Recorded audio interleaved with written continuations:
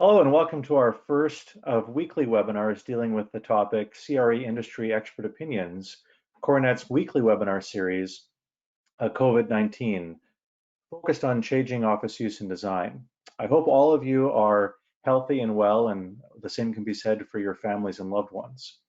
My name is Rodney McDonald, and in addition to my day job as principal and president of the Falkbuilt Toronto branch, I am co-chair of the programming committee for CoreNet Global Canadian Chapter. On behalf of CoreNet Canada, we are very pleased to bring you today's event. You may be aware that the chapter will be delivering a regular series of professional development webinars over the next few weeks. Our next one is scheduled for Tuesday, May 5th at 2 p.m. and will feature Lori Rowlandson of BGIS. Please visit our website for more information or watch your inbox. Registration for members is free. Non-members pay $10 and all proceeds will be donated to Food Banks Canada. Before I turn things over to our speaker, I wanted to mention that if you have any questions throughout the course of this webinar, you can write them in the question box. They'll be moderated before the end of the webinar after our presenter begins speaking. I would now like to introduce today's speaker. Beverly Horii manages IA Interior Architects Toronto office, leading the effort to expand the firm's presence in Canada, allowing IA to better serve new and existing clients. Nearly 30 years of design leadership, commitment to client service, and focus on client relationships span a range of project types, including technology, civic organizations, educational, corporate, and financial institutions. Beverly has a Bachelor of Architecture and a Bachelor of Environmental Studies from the University of Waterloo. Beverly has directed workplace strategy, design, and change management services for corporations nationally, including those for Scotiabank, CIBC, Autodesk, and Tories. She has also studied and practices feng shui to augment the application of wellness to the workplace. Ladies and gentlemen, it's my pleasure to introduce Beverly Horii. Thank you very much, Rodney, and thanks for having me here to kick off this CoreNet weekly webinar series. Thanks. So welcome everyone to the talk, and I think as everyone, some of you are here in your pajamas, I'm sure, and I've had to put on makeup for this this webinar, but we certainly are living in quite extraordinary times.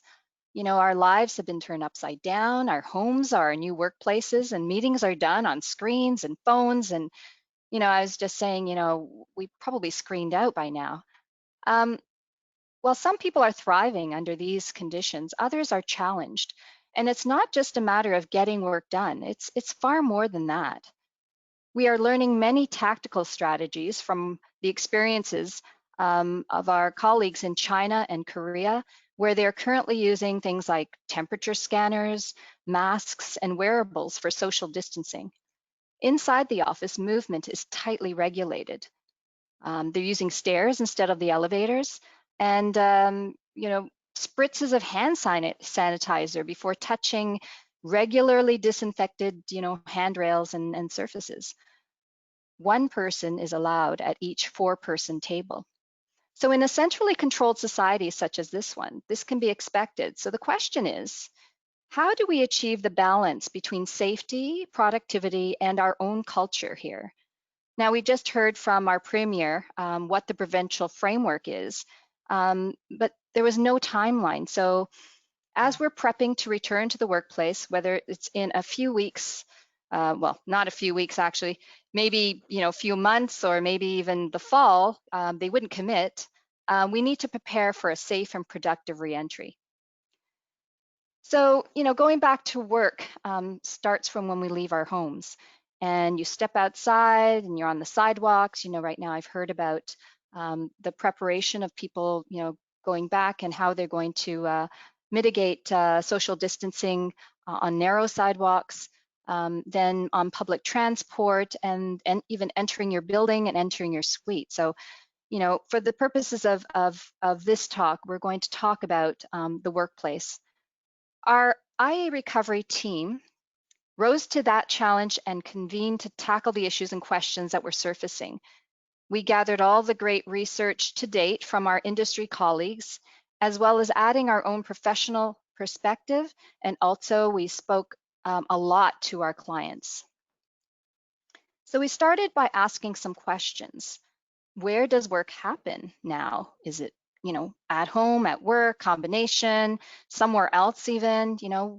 Will we have assigned desks anymore? And how will this shift to distributed work, and I'm calling it distributed work, not remote work, change the amount of space we need in the office? So I'm sure everyone's, sort of thinking about those questions. How can then tech support this change? Can it support work anywhere? What new technologies are surfacing and being accelerated in development to this response? And how can it monitor health to help protect our workers at work? Is it safe to go back? How do we approach social distancing design in the office? And how does that integrate with cleaning protocols? What personal protection equipment will we need to adopt? And how do we design environments, not just for physical, but for mental well-being? And what can we learn from healthcare design? Now, as I said, working is much more than just getting the work done. It's about culture. So since many businesses are focusing on attracting the best and the brightest, how to foster culture will be of utmost importance as we plan to go back.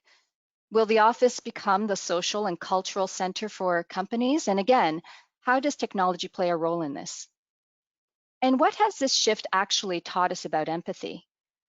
Will this shift affect how we think about diversity, equity, inclusivity?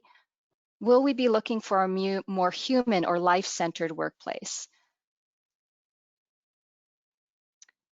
I'll be sharing with you the results of the survey that went live at the beginning of April. With over 1,700 survey responses that we issued to our clients across the world, from across 28 countries and 18 industries across North America, we surveyed our clients to understand what was the most important to them. And one thing is becoming clear. There is no singular solution. The need to draw on multiple lines of response working together is critical. The survey report that I'm showing you excerpts of in the following slides will be available on our website today under our research area. And most recently, we launched this survey last week in Asia Pac and expect results in the near future to get a more global perspective. So we asked people what they missed most about the office. Overwhelmingly, 90% of respondents said face-to-face interaction. Collaboration was second with 56%. So in the near term, this creates a bit of a paradox. The thing people miss the most, that they'll be most hungry for, is interaction with coworkers, and that's the one thing we need to concentrate on mitigating. Also, a variety of places to work is what people missed, and it means that people will be traveling around the office, searching for places that will suit the task at hand. Again, seemingly a challenge in the climate of a no-touch and social distancing protocols. So we also asked, what are your top concerns for a safe reentry? The near-term responses were closer together, with addressing phased reentry into the work environment and enhanced cleaning as two of the top priorities. Also, they asked to examine a more flexible approach to where people work, defining and communicating social distancing protocols, and then offering flexibility of when people feel comfortable returning to the office environment.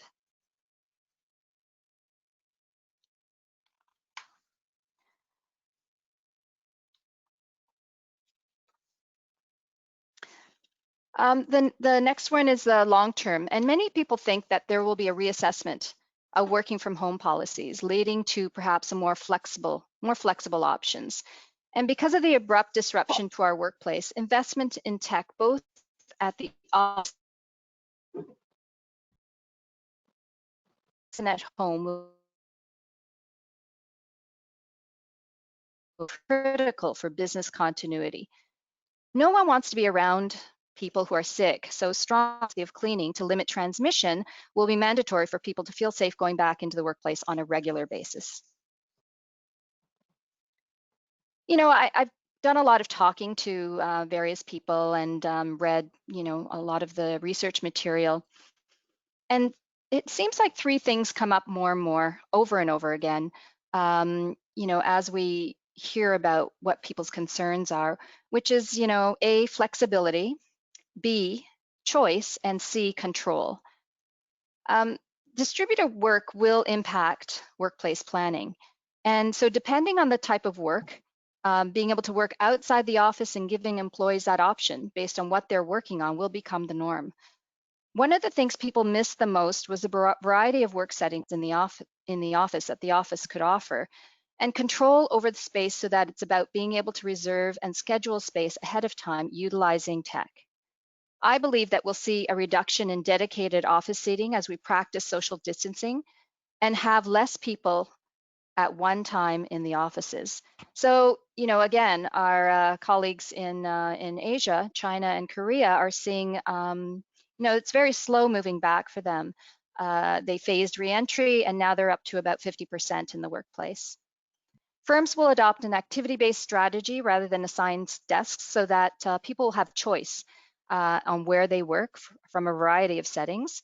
We'll see an increase in new free address space types with enhanced cleaning protocols, changes in seating density, circulation, and proximity to others for safe social distancing. This means that there will be a removal of desk clutter with unassigned seating so that a more thorough cleaning can be done. And then there'll be a renewed appreciation for office culture and social networks, dedicated more space to bring remote and in-office workers together. Since only, say if only 50% of people come back into the office and we need to be together, that will be, that will be something that we are focusing on. And new space types, we're now, getting comfortable working from home. So some of those comforts will probably re-enter or enter the office. Places to relax between meetings and opportunities to express personal identity. Access to outdoor views to nature and quiet places to focus will now be something that we're concentrating on in the office. There are new technologies that are being developed every day as this pandemic has spurred and accelerated innovation to keep us safe and healthy as well as being productive. We want to give people a sense of security and also the sense that they have a choice of when they go back. They want to be able to see their schedule to be able to schedule their workplace ahead of time. And they want to see how full the office is. They want transparency in this environment they're going back to, and technology can give them the information that they want. And then upgrading, your network infrastructure. I've heard some companies were not prepared to have people work from home, so they can't access their servers between the hours of 9 and 5. So bolstering server and cloud systems to increase and improve the quality for distributed working, and upgrading tech investments. For instance, upgrading your firewall, increasing the bandwidth, and moving to the cloud are all strategies to do this. Integrating existing technologies for a touchless workplace with real-time sensors and analytics will promote physical health in office spaces. For instance, these sensors can track space usage to communicate to cleaners, which areas are high use, so there's more frequency of cleaning in these areas. Voice-activated technologies currently used in residential will play a big part in the workplace. In the Asian countries, temperature scanners are used all the time. So we probably will consider temperature scanners with employee consent. Making sure that employees have the tools they need, both at the office and at home, to feel more productive, efficient, and ergonomic will also be critical. Now, healthcare is always focused on infection control within their environment, so learning and applying protocols from the sector will be invaluable. Adopting healthcare design and maintenance protocols, including cleaning regimes, antimicrobial material selections, and integrated hand sanitation practices, utilizing the touchless cleaning technology, including sanitation wands, mobile product cleaning robots, and having common washrooms have UV scans that clean after each use and equipped with sensors to turn them off when someone is in the stall. And investigating indoor air quality solutions to calibrate and improve air quality and movement. I spoke to several engineers who all recommend an increase in the outdoor air intake into our supply air systems. We've heard about HEPA filters in, sort of enclosed areas. Now, HEPA filters, if you talk to the engineers, work on airborne kind of particulates, but are not necessarily effective in the coronavirus, which basically tend to sit on surfaces, and so a cleaning regimen is in order.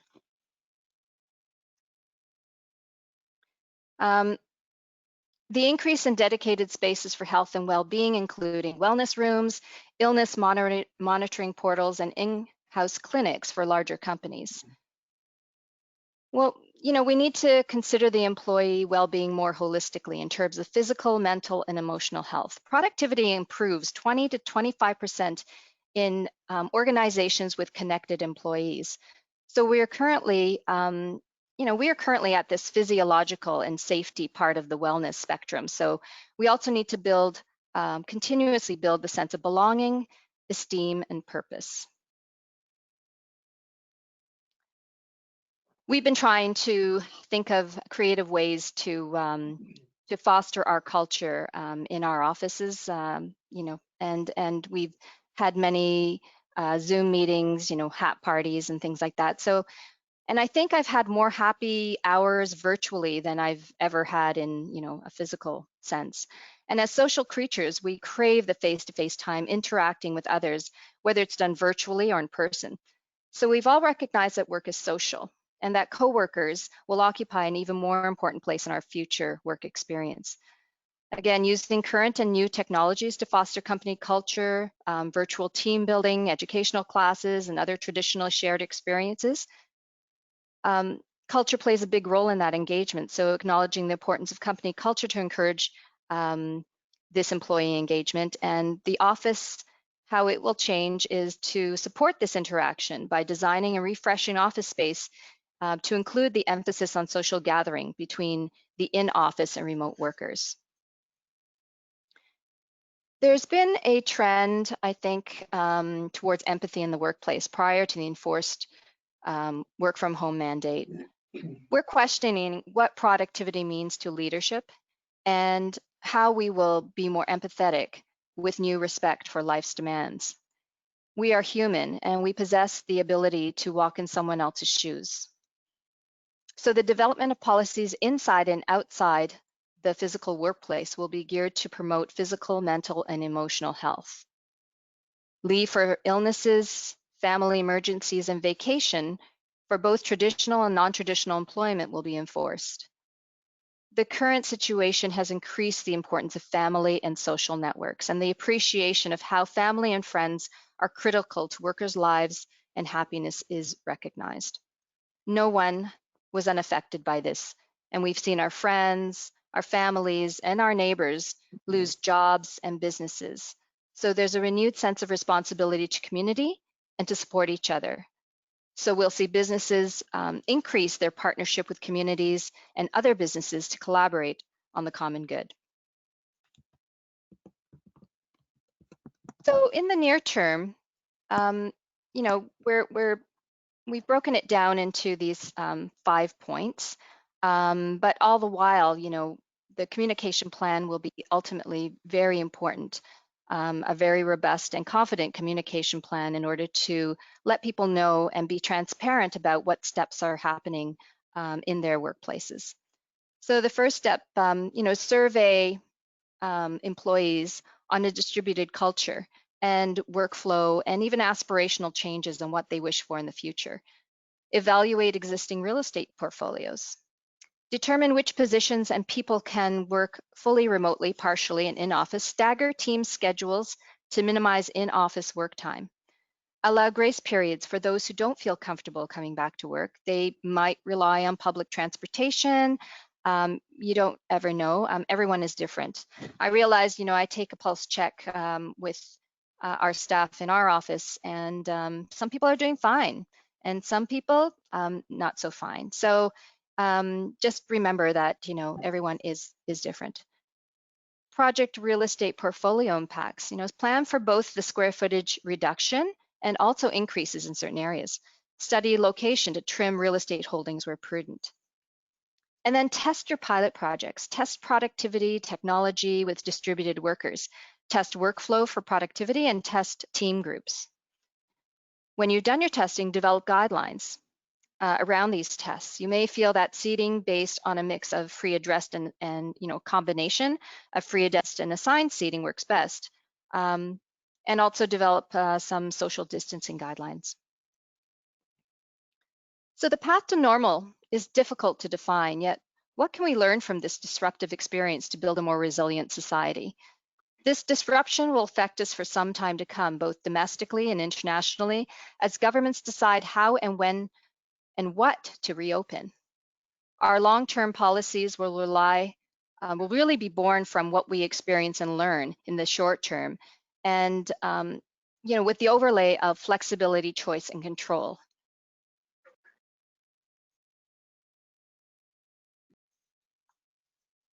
So at IEA, we think of the workplace as a holistic environment with place as one of the components that make up the work experience.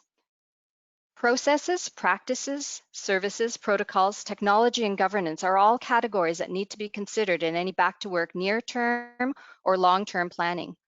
We spoke about many of the practices and aspirational protocols for both the physical and cultural workplace environment. And now it's time to prepare for day one and near term and to ensure that people take part in that planning. So to that end, it's always good to take a pulse check, as I mentioned, on how employees are feeling about return to work and how many of them are ready to go back. Opening up the dialogue on what their concerns may be and understanding who is ready and willing to come back immediately and who needs a grace period to returning. Even asking about re-entry strategies and reoccupation strategies will indicate what people are comfortable with and contributes to their sense of control. As a response to our client questions about preparing for day one, we prepared a workplace health readiness scorecard that systematically encompasses all the recommendations from the CDC, Centers for Disease and Control and Prevention, the WHO, World Health Organization, OSHA, Occupational Safety and Health Administration, Fitwell, and other sources that we have come across in our research. Of course, this is also overlaid with any local bylaws and their return to work recommendations. So some of the examples of the scorecard points are things like readily accessible cleaning supplies near workplaces, dedicated trash bins, creating visual boundaries and signs to direct circulation flow. In this way, we can get a clear idea of where the largest gaps are between current state and their desired day one state.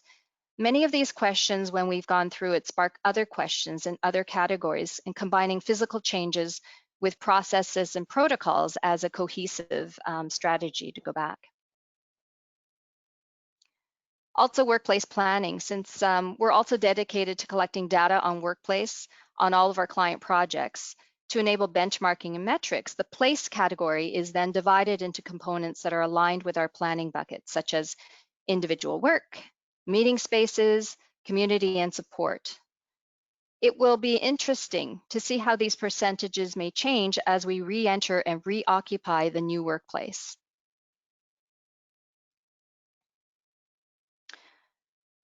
In the short term, a mitigation strategy that staggers people or other alternatives would be evaluated, as well as circulation plan to maintain social distancing. Long term, replanning to address increases and decreases in certain planning percentages to acknowledge the workflows and productivity of teams that want to collaborate may be in order, and also may lead to increases and decreases in square footage requirements. We also are looking at signage strategies and deliveries so that in the first wave, we can plan where these will go with direct informationally focused on navigation, behavioral changes, and the need to know protocols.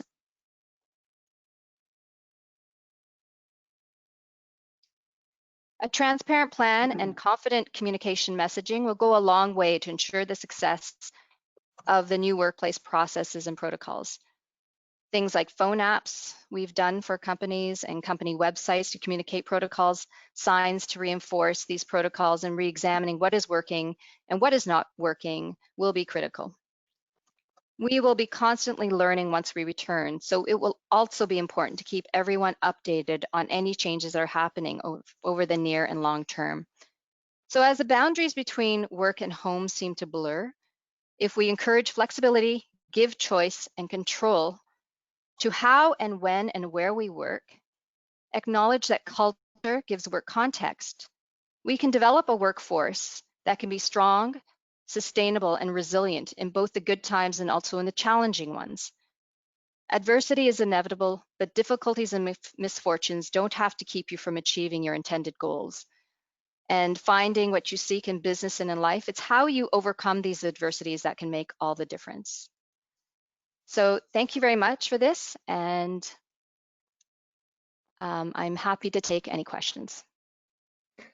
Beverly, thank you very much for that presentation. We all appreciate the time that you put into preparing that to share your thoughts and those of your colleagues at IA. As a reminder to those of you who are here with us on this webinar, if you use the question box in your control panel on your screen, you can type in your question. That'll get to me and I'll ask the question of Beverly.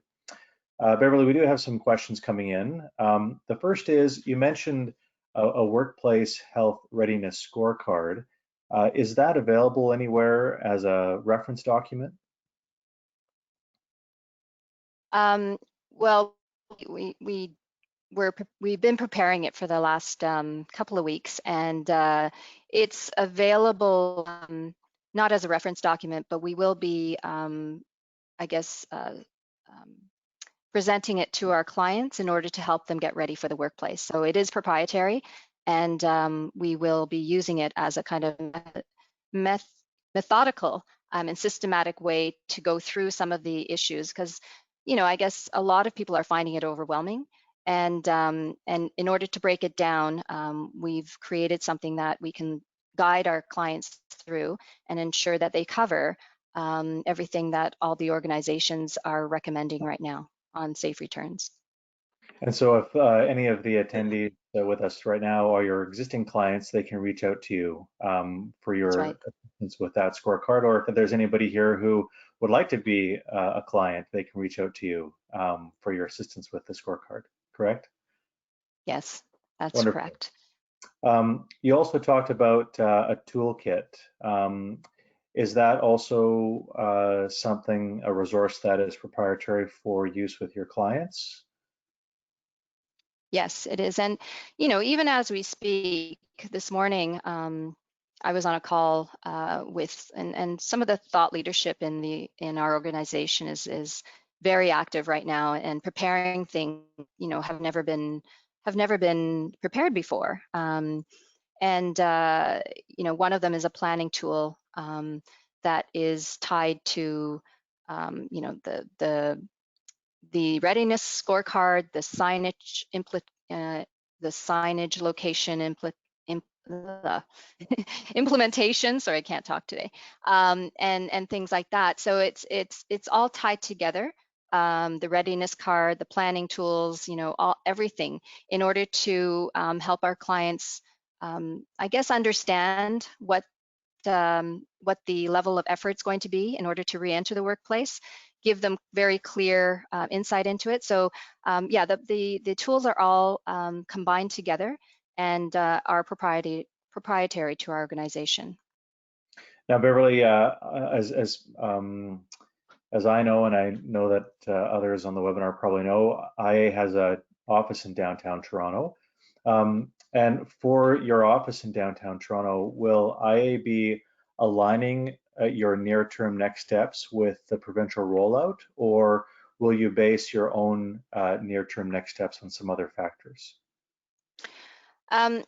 We've collected, the best recommendations from many health organizations in North America, and of course, local jurisdictional, like provincial guidelines provincial guidelines will always play a factor in what we do here locally, or in any of our clients' local jurisdictions. So, if we have a client across Canada in Vancouver, say, or somewhere else, we would always look to those provincial jurisdictions in order to overlay that on top of what we're recommending in our readiness scorecard.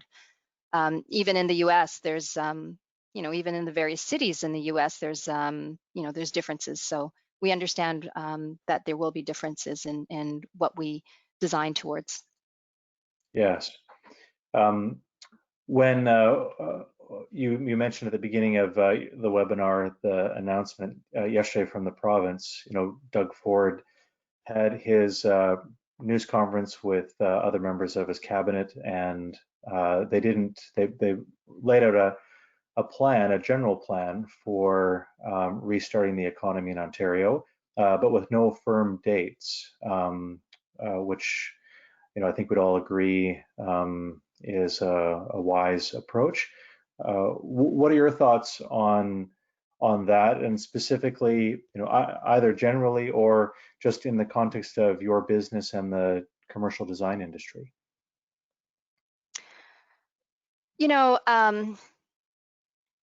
I look at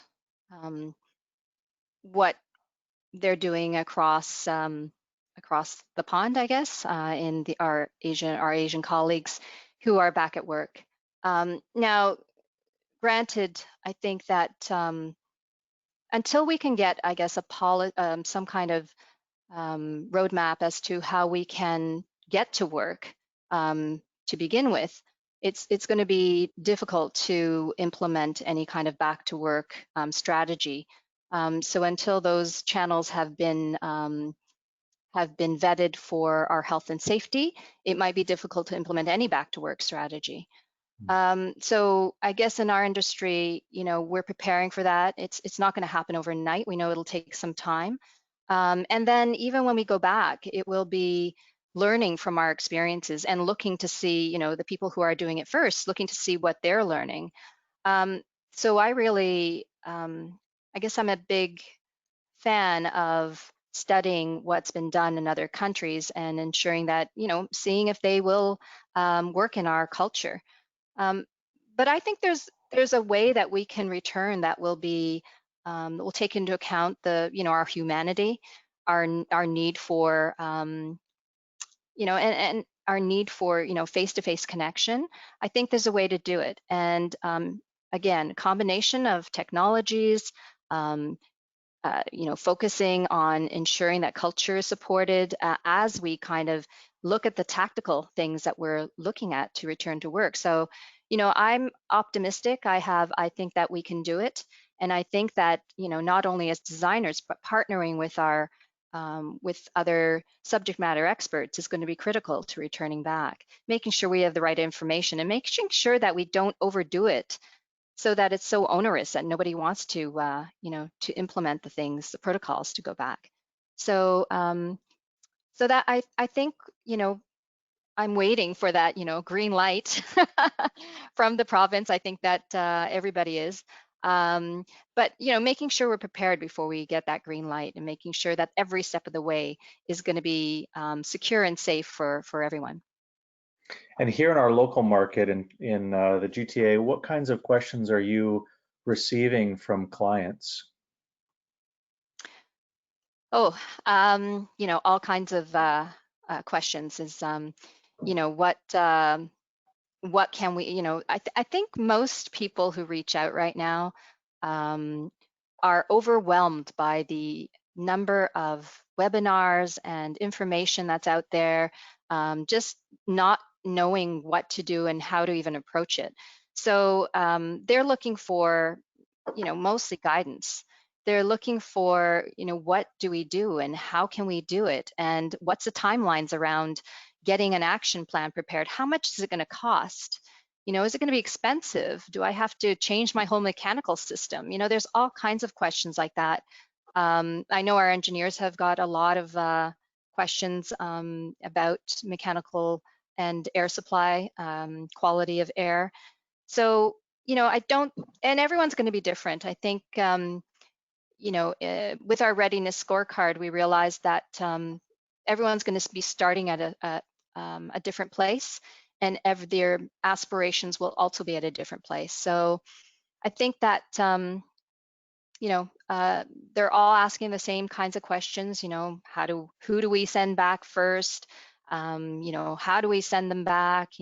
All those questions. And so a lot of them are tactical right now, because people want to know what the near-term strategy is, what's day one, what's it going to look like, and all that kind of stuff. And it really depends on your organizational culture and what you aspire to. But what I would recommend is that people implement a change management strategy or a communication strategy that will ensure that people understand what's going on. When people are left in the dark, they think the worst. So just communicate, be positive, be confident, and communicate, your plan. Very good advice. You mentioned in the beginning of your response to my question that some of the feedback you're getting from people you speak to is that they're overwhelmed because there's so much information. And here we are with another webinar. But for the audience, the purpose of this webinar is, Coronet is a very well respected and regarded commercial real estate industry association, and we felt it was a bit of a responsibility as your local chapter to sort of bring all this information into one place, because like many of you, I'm sure we've been monitoring LinkedIn to see what people are posting, what the sentiment is, and we started noticing a number of different organizations posting information on this subject. And so that created the idea, let's have a webinar series so that there's some thematic voice to all of this from a number of different presenters. And in fact, our the lineup is almost full for the next 7 or 8 weeks, which we're pretty excited about, and hope that you'll continue to join us. But in speaking to one of the future presenters, they said to me, well, but what if I say the same thing that everybody else is saying? How can I add value? And my response to that was, because this is new for all of us, none of us have ever experienced this before. Nobody has. And so there is a need to find some grounding, I think, with information. And my belief is that even if everybody says generally the same thing over the next 6 or 7 weeks, and there will obviously be some variation because there's different perspectives, but that common message amongst all the presenters might give people a sense of comfort and groundedness and help deal with some of that overwhelming feeling that you mentioned, Beverly. Yeah. I mean, it was interesting to, go through the readiness scorecard ourselves and to ask ourselves those questions. One of our managing directors said to me, oh my God, I'm getting overwhelmed just looking at all these questions and having to think of everything. I'm getting really anxious. And I told her, you know what? Going through these has the opposite effect on me. It's like, oh yeah, okay, so now I understand all the things I have to look at before going back, and it can be quite surprising the level of detail you have to think about, but it is I think it's a necessary exercise to go through to be able to understand what's in store, to be able to prepare, to be able to reassure your staff that it is safe to come back and we've thought of everything. So I guess it's a step that leadership needs to implement and communicate. So. Well, we have a few minutes left and one more question, so we'll ask that and then we'll wrap things up. The last question, Beverly, is what are your thoughts on design going forward, and what materials will be used to keep employees safe, specifically antibacterial building materials for surfaces? Well, there has been some material research on certain metals and things like that that do not harbor bacteria very, actually kills bacteria, things like that. There's some antimicrobial types of fabrics that one can use that's been used in healthcare. I think we're going to see a shift to looking at some of these healthcare products that have only been used in healthcare and migrate over to the corporate sector. However, healthcare furniture design, hasn't been the focus of a lot of, high-end design firms. And I think what we'll see is now healthcare, the design for healthcare furniture really changing, and not just being made out of certain materials, but the design of it for very easy and simple sort of sanitation procedures.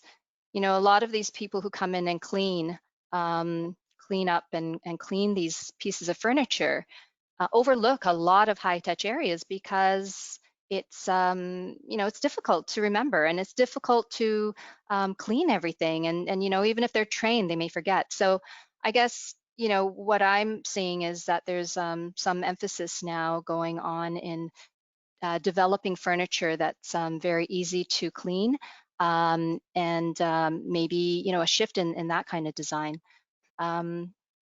So, sorry, did that answer your question? Yes, yes. Thank you for that thoughtful answer. Well, Beverly, our time together is up. On behalf of Coronet Global Canadian Chapter, we sincerely thank you for your very informative presentation and the responses to the questions.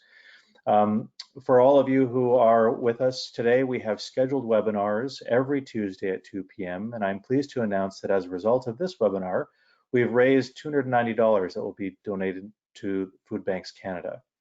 Thank you for attending, and we wish you a wonderful day. Thank you, Rodney, and thanks for having me today. Thank you, Beverly. Take care, everybody.